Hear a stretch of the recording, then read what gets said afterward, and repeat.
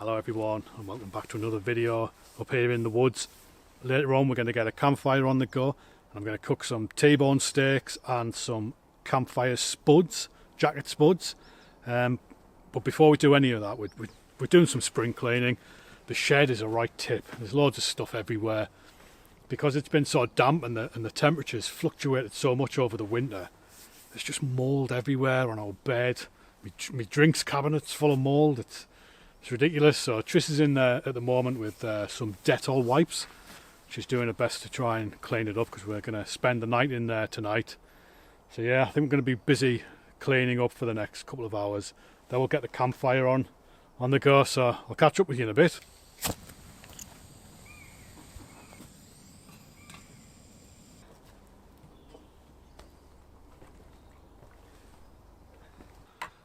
So I've struggled really making videos this year. We came back from Scotland and I edited that video and then I had a problem with my computer and I lost the entire thing, so I had to do it again. But in between that I got ill and I've still got a bit of a cough now. I mean, I've had it for about 6 weeks and yeah, I was just a bit run down and a bit knackered. I had about a week where I couldn't even get a proper night's sleep. I had to sleep downstairs on the floor because I was just coughing constantly and waking Trish up. So yeah, it's been a bit of a slow start to the year for me, but we've got some good stuff coming up. Hold on, I'll just get some more stuff to wash up. But we'll be away again in the truck camper shortly, and then when I come back I'm going to be hiking the Great Glen Way with a few of my mates, and then I want to do the Cleveland Way as well. Hopefully I'll get that done this year, and perhaps the Hadrian's Wall route. And on top of that there's a couple of bike packing routes I want to do, so lots of plans. Whether or not they all happen, we'll have to wait and see. So I'm just prepping some kindling. Now when you're cooking on coals, it's always a good idea to make quite a lot of kindling. Obviously you're going to use some to start the fire, but then once you've cooked on the fire, on the bed of coals, if you've still got, you know, maybe a handful of kindling left, you can get it back onto the coals and start your fire up again for the evening. So it's worth spending an extra bit of time and making sure that you've got a good stash.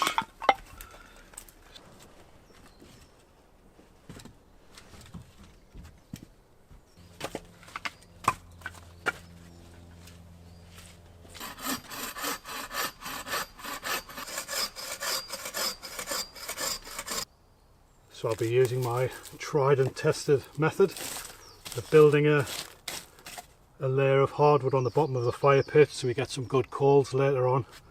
But this fire pit is soaking wet. We came up here a couple of weeks ago and I camped with a couple of my mates and my brother, and they were in tents, and we turned in around 10 o'clock and it pelted down all night long, and they woke up basically in a puddle. It rained so hard, and in the morning all this fire pit was soaking wet as well.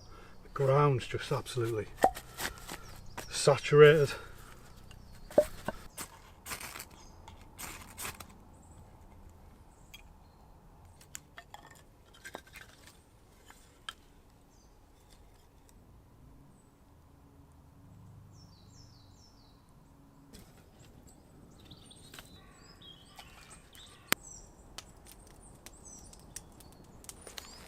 So while I'm here I'm going to pitch this new tent that I bought for well, mainly for the Great Glen Way that I'm going to be doing in end of April.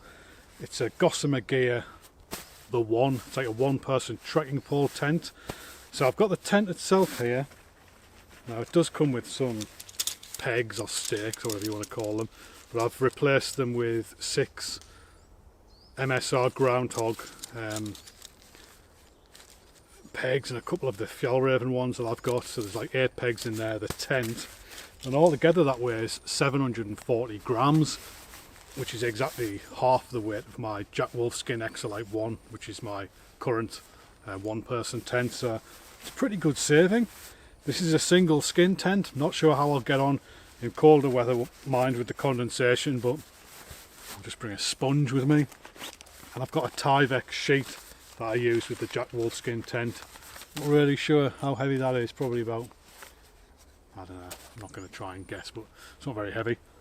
So there's a bit of a clearing here where my mate Lee camped a couple of weeks ago in his tent. So I'm going to pitch it and just have a look just to make sure everything's alright. I'm not going to do a review or anything. I'll leave that until I've used it. So I'll crack on. So by all accounts of what I've seen online is that you just peg out the four corners there, and then you extend your trekking poles to 125 centimeters, and then we'll see what happens.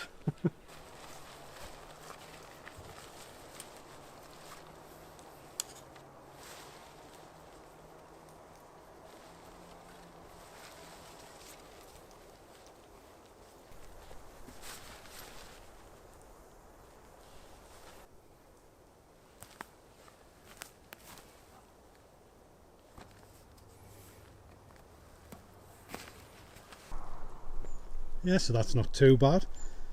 Goes up pretty quickly, and for a one-person tent seems to be enough room.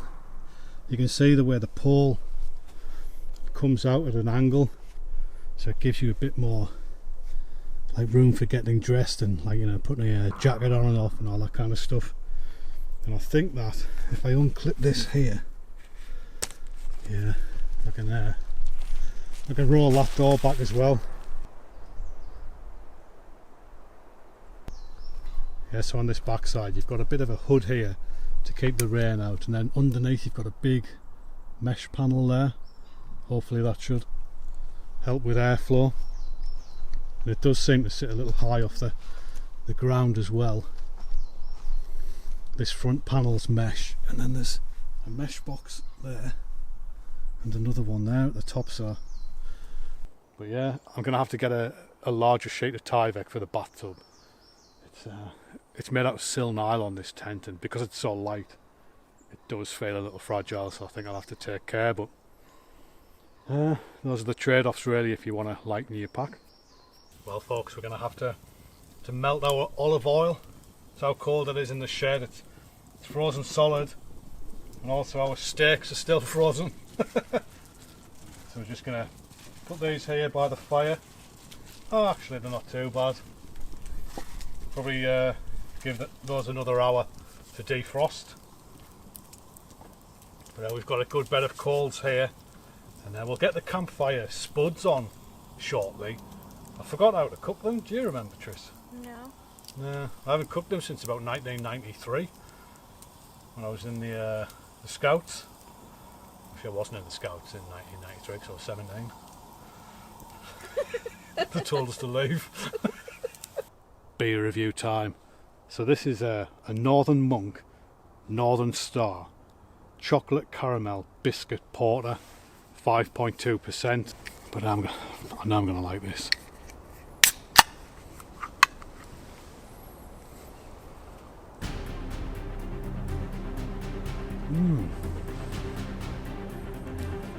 I'm not getting a vanilla note. It's almost fruity. It's odd. Let's give it a go.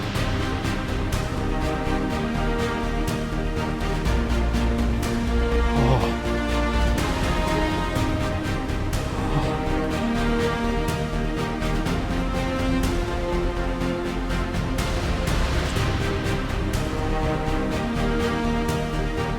Oh.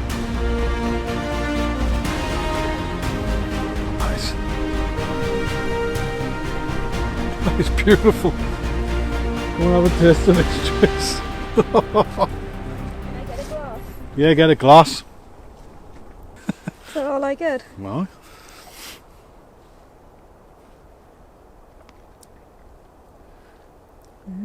Nice, isn't it? That's nice. Dessert beer. We had the it was the Northern Monk Black Forest Gatto the other day. Oh, that was really nice. Yeah, that was 8%. Oh, how much is this? This is 5.2, so it's not too bad.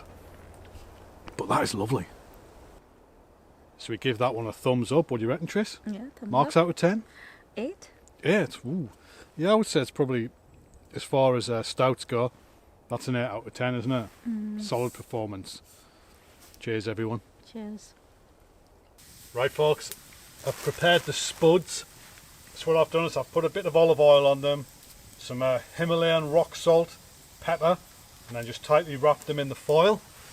And what we're going to do is just maybe move this fire over a little bit and just drag some coals to one side and just put them on the edge of the fire, and hopefully they won't burn.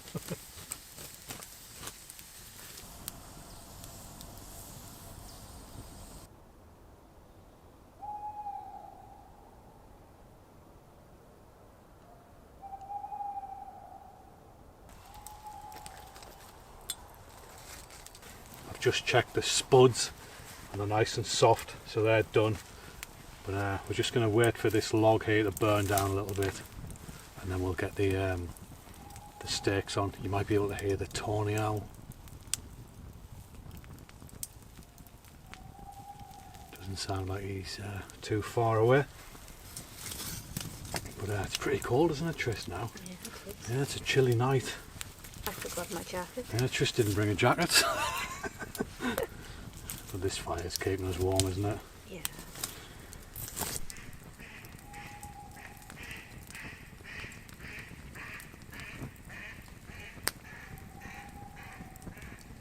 So we've just had the female tawny owl fly above. They've got a totally different call, haven't they, Tris? It's like much more shrill, almost like a shriek. So we'll just leave the camera running and see if we can pick it up. They do come pretty close, even when we have got a fire on and lights.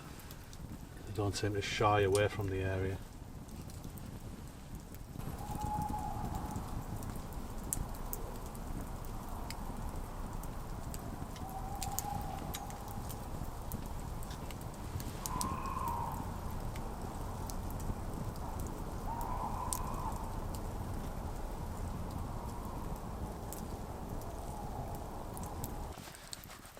Right, folks, it's time to get the steaks on, I think. Just going to move these logs over this side. We've got a perfect bed of coals there. Oh, lovely and hot down here. I've got the TGM Metalworks grill, so I'll just get that set in. That is looking good. And then we'll get these T-bones on.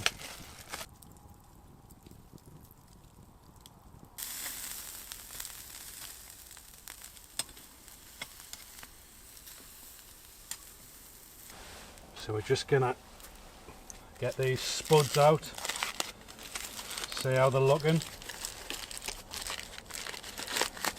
Oh, they smell lovely. Oh yes, look at that. That is looking pretty good. So I'll pop one of them out there for Tris.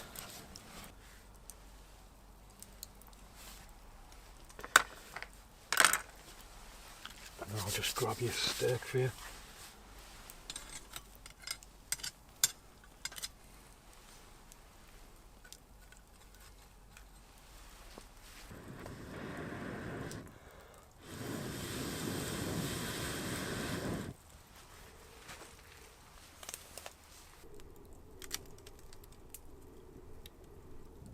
Well guys, that steak was cooked to perfection.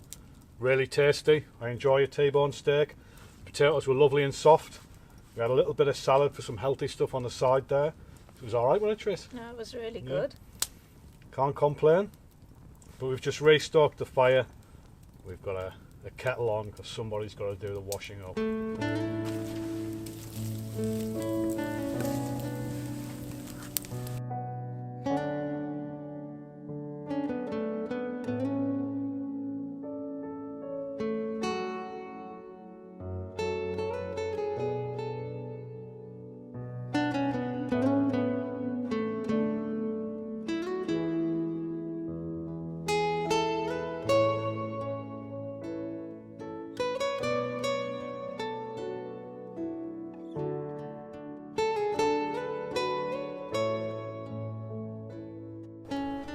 everyone. It's a bit wet. It's a cold night and it's raining this morning, so I'm under the tarp. I just wanted to show you a head torch that I got sent before Christmas from a company called Armytek. I've never actually heard of them before, but they have a presence in Germany, Finland and Poland. I've been watching a few YouTubers up in Finland, you know, people who go mountain biking in the winter and what have you, and I've noticed that a lot of them use these Armytek torches. Now it's made in China, but the company owns the factory and they use Japanese and American components, so it does feel pretty well made. Now you can see the style of it. It's like one of those old-fashioned, like, big torches. My granddad used to have one, but you know, this is the modern version. It's probably 5-10 times more powerful than the old ones, but look at the size of it. Comes with a 10-year guarantee, waterproof down to 10 metres, shockproof from a drop of 10 metres. Quick features: you've got a button on the side, and it's got a magnet on the bottom, so you can put it on your car or something or whatever if you need to work on it. So it doubles up as a little bit of a you know, kind of maintenance flashlight as well. Actually, I wonder if I've got anything around. Yeah, you can just stick it on your tongs. Now the battery is in the bottom here. You just unscrew the bottom. Now this unscrewing as well is a pretty decent feature. If you've ever put your head torch in your backpack when you're out camping and it's accidentally turned itself on, gets dark, you get your head torch out and the battery has died, you can prevent that happening with this just by unscrewing that a quarter of a turn, and the light is never ever going to turn on in your backpack. When you set your camp up, unscrew it, you've got your light. Now it's got a couple of firefly modes, which I'll just see if I can get on straight away. Yeah, so that one there, that is 0.11 of a lumen, and in the dark it's just enough to be able to read with if you've got it on your head, or even like prep some food or set your gear up. So that's a useful little feature if you are stealth camping. And if you press it again, you get the second firefly mode, which is 2 lumens. So there, that's slightly brighter. I mean, in the dark you can easily see inside your tent with that setting. Turn it off. And there are 3 main modes. I'll just read the... what I'll do actually is I'll roll the footage from last night. So I'll just take you through the lighting modes on this torch then. So this is mode number 1. As you can see, it's not overly bright. I'll put the lumens on the screen. I can certainly see where I'm going. Obviously the GoPro isn't really picking up what I'm seeing, but I could navigate through the woodlands easy enough with this setting. This hazel tree is about 6 foot in front of me. I'd say that perfectly well. So to change up to the next level, just hold the button down for a couple of seconds. Again, I'll put the lumens on the screen. Now I can see quite a way into the woodlands now. Oh, probably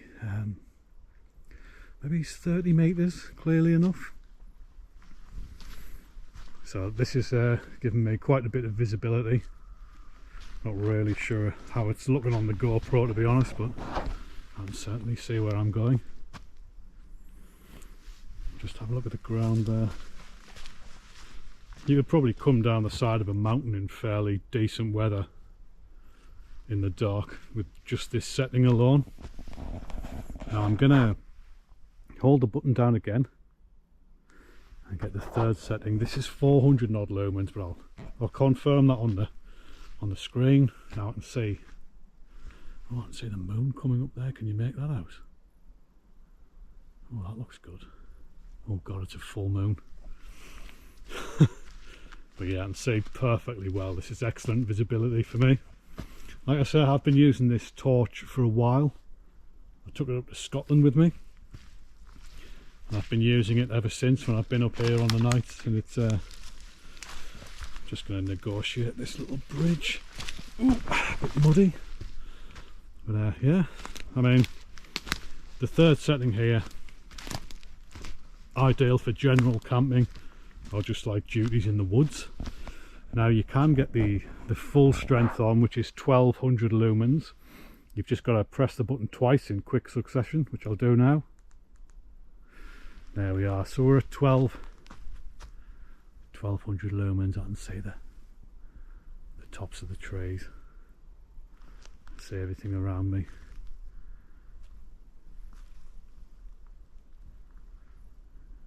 Yeah, so that is pretty good. And you just press the button again and drops you back down to level 1 lighting. I mean, I can still say where I'm going with this. But yeah, that moon. So it's a pretty good light. Whoa. I'll go through the rest of the details in the morning when it's when we can see. I just wanted to demonstrate how it performs here in the night. It's a pretty useful little light. It feels really well made. The quality is it's definitely there. And another great feature, if you spend a lot of time in woodlands, it comes with a clip. So what you can do is you can clip that on there and then clip it on your belt, on your shirt pocket or on your coat during the night when you're walking around. Now anyone who spends time in woodlands, particularly in the summer, and who wears a head torch, every insect in a square mile just comes straight towards your head. So having a clip like that, for me anyways, it's a good little feature. And then it does come with a head strap. You've got like a little plastic holster here which it fits in. So yeah, pretty pleased with it actually. They did send me a 10% off code. I'll check that still works actually, and I'll put that in the comments below if anyone's interested. They do other more powerful versions as well. I noticed Sandy, the Wiltshire man, I watch his channel, he had the pro version of this. It's a little bit heavier, but it's a bit more powerful. But I think just for general purpose use and wild camping and just being up here in the woods, then yeah, this is a pretty decent little light. So I think we're just going to head off now. It's pretty cold, pretty wet, pretty miserable. But looks like the sun's coming out a little bit over there. So yeah, anyway, I'm just going to pack up and head back to civilization. So as ever, thanks for watching the video. Hope you enjoyed it. We'll see you again in the next one.